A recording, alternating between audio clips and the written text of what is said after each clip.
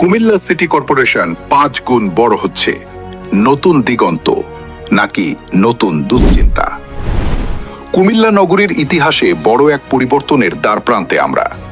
প্রস্তাবিত পরিকল্পনা অনুযায়ী কুমিল্লা সিটি কর্পোরেশনকে প্রায় 5 গুণ সম্প্রসারণের উদ্যোগ নেওয়া হয়েছে। এই সম্প্রসারণে বিশেষভাবে অন্তর্ভুক্ত হচ্ছে সুয়াগাজী, পিপুলিয়া ও বিজয়পুর এলাকা, যা ইতোমধ্যেই স্থানীয়দের মাঝে ব্যাপক আলোচনা ও প্রতিক্রিয়ার জন্ম দিয়েছে। উন্নয়নের প্রতিশ্রুতি বিশ্লেষকদের মতে সিটি কর্পোরেশনের আওতায় এলে এসব এলাকায় আধুনিক সড়ক যোগাযোগ, উন্নত ড্রেনেজ ব্যবস্থা, পরিচ্ছন্ন বর্জ্য ব্যবস্থাপনা, বিদ্যুৎ ও পানির সুবিধা এবং নগর পরিকল্পনার সুফল পৌঁছে যাবে দ্রুত। এতে করে বিনিয়োগ বাড়বে কর্মসংস্থান, আর পাল্টে যাবে পুরো অঞ্চলের চিত্র।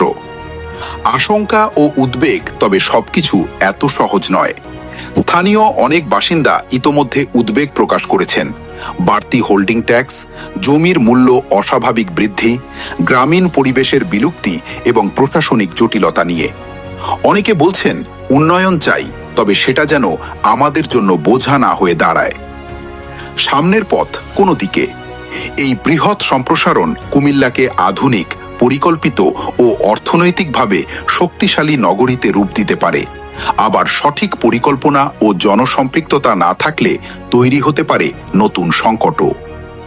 এখন সবচেয়ে বড় প্রশ্ন, এই পরিবর্তন কি সত্যিই জনবান্ধব হবে? আপনার মতামত জানান।